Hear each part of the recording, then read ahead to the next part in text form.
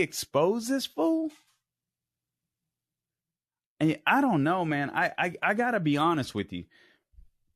Some of you aren't gonna like what I have to say, but I'm just as disgusted with the people that stay silent as I am with Diddy, if this is true. I don't. I couldn't. I'm not gonna. I couldn't live with myself if I knew a child was being raped and sexually abused and did nothing about it. I mean, don't get me wrong. Well, let me clarify that. Honestly, when it comes to these rappers, these entertainers, you hear all types of stories.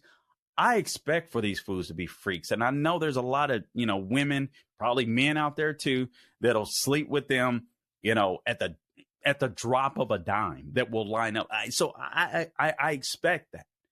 I'm not saying that I'm, proponent of it or anything like that. I'm just saying, I know that happens. Everybody knows that happens. There's groupies. We all know that. This is different. This is next level. Number 11, the alleged crimes, again, span from 91 to 2024. The time frame of the acts complained of is very wide. The conduct spans from the years 91 all the way to 2024. If you wonder why there are so many alleged victims, that's your answer. We're talking about more than 25 years. And again, 33 years is what it is. Number 12, the group of alleged victim is evenly divided. So apparently Diddy didn't discriminate, nor did anyone else that were participating with him in these acts. Apparently, it's basically broken down 50-50, if you could imagine that. Boys, little girls, or males and females, the report says. So let me be accurate when it comes to that, because that's very important. All right. Let's see here. Last but not least, it says here, actually going back to this one, how many victims and how long it's been going on, or how many, I'm sorry, that it's between males and females.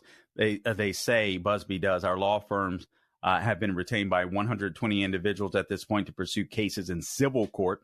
Again, civil court against Sean Diddy Combs. So this isn't a criminal matter, but this could turn into a criminal matter at this point. And honestly, I feel like it could turn into a criminal matter against anybody that didn't report it as well. You should know in this group, it is evenly divided between males and females, or 60 males and 60 females who joined us to pursue these claims as plaintiffs. And I do believe if there's 120, there's a lot more. All right. The lawsuits will be filed as 120 separate cases. And I think this is, to me, this is one of the things that would keep Diddy in jail for a long time. Not just civilly, but if they decide to charge criminally on any one of these cases, and this could potentially bankrupt them, instead of going for this one major mass lawsuit where you have a class action suit where one or two people, sue him, and then they get a big payday. The lawyers get a big payday, and then these other people get pittance. They're taking each and every one of these cases one by one. That means Diddy is going to have to spend a buttload of his money fighting off these allegations from at least 120 separate civil cases. But that's how far and deep this is. Guys, I think this is just the tip of the iceberg.